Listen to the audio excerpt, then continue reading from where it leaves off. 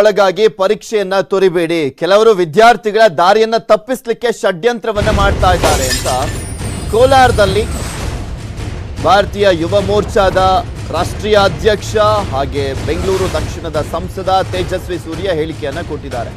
ರಾಜಕೀಯ ಬೇಳೆ ಬೇಯಿಸಿಕೊಳ್ಳಿಕ್ಕೆ ಕೆಲವರು ಷಡ್ಯಂತ್ರವನ್ನ ಮಾಡ್ತಿದ್ದಾರೆ. ವಿದ್ಯಾರ್ಥಿಗಳೇ ತಮ್ಮ ಭವಿಷ್ಯವನ್ನ ತಾವೇ ರೂಪಿಸ್ಕೊಳ್ಬೇಕು, ಯಾರದೋ ಮಾತಿಗೆ ಮರಳಾಗಿ ಪರೀಕ್ಷೆಯನ್ನ ಬರಿದಲ್ಲೇ ಇರಬೇಡಿ ಅಂತ ಕಿವಿ ಮಾತನ್ನೇ ಹೇಳ್ತಾ ಇದ್ದಾರೆ ಸಂಸದ ತೇಜಸ್ವಿ ಸೂರ್ಯ.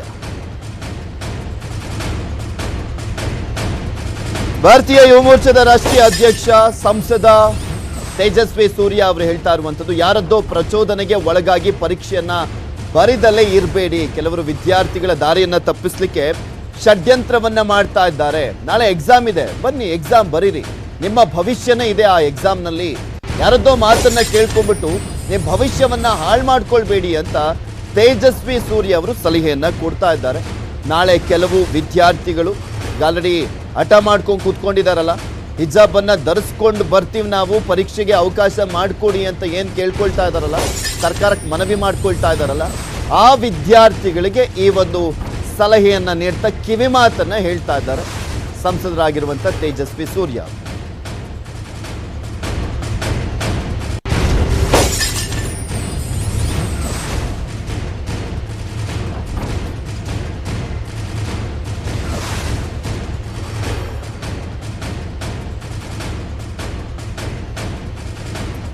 ರಾಜಕೀಯ ಬೇಳೆ ಬೇಯಿಸಿಕೊಳ್ಳುವಂಥದ್ದು ಬೇಡ ಈ ಸಂದರ್ಭದಲ್ಲಿ ಅಂತನೂ ಕೂಡ ಕೆಲವು ಪಕ್ಷಗಳಿಗೆ ಇಂಡೈರೆಕ್ಟ್ ಆಗಿ ಅವ್ರಿಗೂ ಕೂಡ ಹೇಳ್ತಾ ಇದ್ದಾರೆ.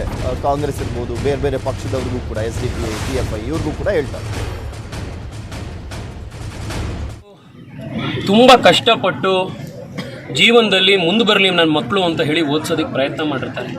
ಯಾವುದೇ ಒಂದು ಸಾಮಾನ್ಯ ವರ್ಗದ, ಮಧ್ಯಮ ವರ್ಗ, ಕೆಳ ಮಧ್ಯಮ ವರ್ಗದ ಮನೆಯಲ್ಲಿ ಯಾರಿಗೆ ಆ ಒಂದು ಬ್ಯಾಕ್ಗ್ರೌಂಡ್ನ ಪರಿಚಯ ಇದ್ರೂ ಗೊತ್ತಿರುತ್ತೆ, ತಂದೆ ತಾಯಿಗಳು ಅವ್ರು ದುಡಿಯೋವಂಥ 100 ರೂಪಾಯಲ್ಲಿ 90 ರೂಪಾಯಿ ನಮ್ಮ ಮಕ್ಳಿಗೆ ಉದ್ಧಾರ ಆಗಲಿ, ಅವ್ರ ಜೀವನದಲ್ಲಿ ಮುಂದೆ ಬರಲಿ, ಇವತ್ತು ನಾವಿರೋದಕ್ಕಿಂತ ಆರ್ಥಿಕ ಸ್ಥಿತಿಯಲ್ಲಿ, ಜೀವನದ ಶೈಲಿಯಲ್ಲಿ ನಮ್ಮ ಮಕ್ಕಳು ಇನ್ನೂ ಚೆನ್ನಾಗಿರಲಿ ಅಂತ ಅವ್ರು ಪ್ರಯತ್ನ ಮಾಡ್ತಾರೆ. ಎಷ್ಟೋ ಗಾರ್ಮೆಂಟ್ ಫ್ಯಾಕ್ಟ್ರಿಲಿ ಕೆಲಸ ಮಾಡುವಂಥ ತಾಯಂದರು ನಮ್ಮ ಮಗು ಎಕ್ಸ್ಟ್ರಾ ಟ್ಯೂಷನ್ಗೆ ಹೋಗಲಿ ಅಂತ ಓವರ್ ಟೈಮ್ ಕೆಲಸ ಮಾಡಿ, ಸೆಕೆಂಡ್ ಶಿಫ್ಟ್ ಕೆಲಸ ಮಾಡಿ ಮಕ್ಕಳಿಗೋಸ್ಕರ ಓದಿಸ್ತಾರೆ.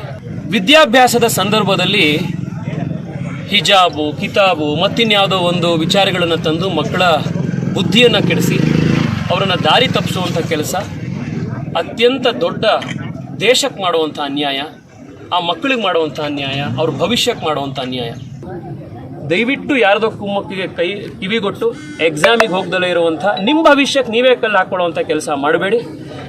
ಪರೀಕ್ಷೆಗೆ ಒಳ್ಳೆ ತಯಾರಿ ಮಾಡಿ, SSLC ಪರೀಕ್ಷೆನ ತಾವೆಲ್ಲರೂ ಕೂಡ ಪಾರ್ಟಿಸಿಪೇಟ್ ಮಾಡಿ, ಎಕ್ಸಾಮಿನೇಷನಲ್ಲಿ ಭಾಗವಹಿಸಿ, ಎಕ್ಸಾಮಿನೇಷನ್ನ ಬರೀರಿ.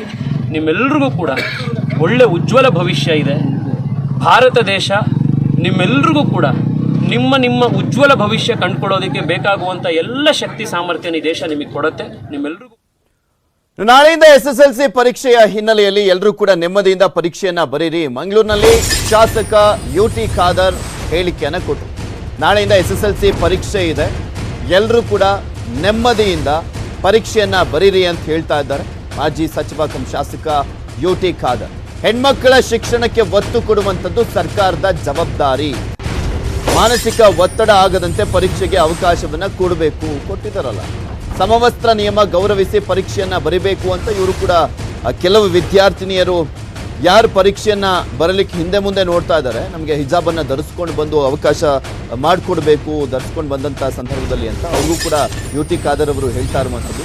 ಖಾಸಗಿ ಶಿಕ್ಷಣ ಸಂಸ್ಥೆಗಳಲ್ಲಿ ಅಲ್ಲಿನ ನಿಯಮವನ್ನ ಪಾಲಿಸಬೇಕು, ಖಾಸಗಿಯವರು ಶಿಕ್ಷಣಕ್ಕೆ ಒತ್ತು ಕೊಟ್ಟು ಎಲ್ಲವನ್ನೂ ಕೂಡ ನಿಭಾಯಿಸಲಿ, ವಿದ್ಯಾರ್ಥಿಗಳು ಚಿಂತಿಸದೆ ಪರೀಕ್ಷೆಯನ್ನ ಬರೀರಿ ಅಂತ ಹೇಳಿದ್ರು ಖಾದರ್. ವಿಧಾನಸಭೆಯ ವಿರೋಧ ಪಕ್ಷದ ಉಪನಾಯಕ. ನಮ್ಮ SSLC ಎಕ್ಸಾಮ್ ಇವತ್ತು ಪ್ರಾರಂಭ ಆಗ್ತದೆ. ರಾಜ್ಯದಲ್ಲಿ ಲಕ್ಷಾಂತರ ವಿದ್ಯಾರ್ಥಿನಿಯರು ಇವತ್ತು ನಮ್ಮ 10th ಸ್ಟ್ಯಾಂಡರ್ಡ್ ಎಕ್ಸಾಮನ್ನು ಇವತ್ತು ಬರೀತಾ ಇದ್ದಾರೆ.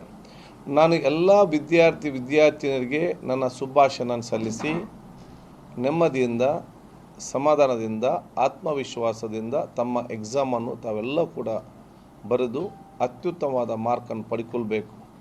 ವಿದ್ಯಾರ್ಥಿನಿಯರು ಬರೇ ಪರೀಕ್ಷೆ ಆಲೋಚನೆ ಇಟ್ಟುಕೊಂಡು ಯಾವುದೇ ಮಾನಸಿಕವಾದ ಒತ್ತಡ ಇಲ್ಲದೆ ಬೇರೆ ಯಾವುದೇ ಒಂದು ಇಲ್ಲಿಲ್ಲದೆ ಎಲ್ಲ ವಿದ್ಯಾರ್ಥಿಗಳು ಇವತ್ತು ಚೆನ್ನಾಗಿ ಪರೀಕ್ಷೆ ಬರೆದು ಪಾಸಾಗಬೇಕು. ಇವತ್ತು ನೋಡಿ, ಸರ್ಕಾರ ಈಗಾಗಲೇ ಆದೇಶ ಮಾಡಿದೆ, ವಿದ್ಯಾರ್ಥಿನಿಯರ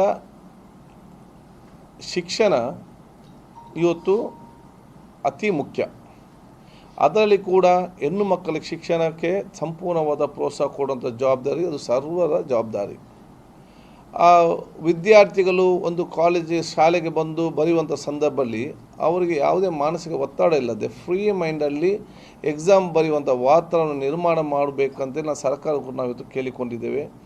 ಮ್ಯಾನೇಜ್ಮೆಂಟ್ ಕೂಡ ಆ ಒಂದು ವಾತಾವರಣ ನಿರ್ಮಾಣ ಮಾಡಬೇಕಂತ ನಾವು ಇವತ್ತು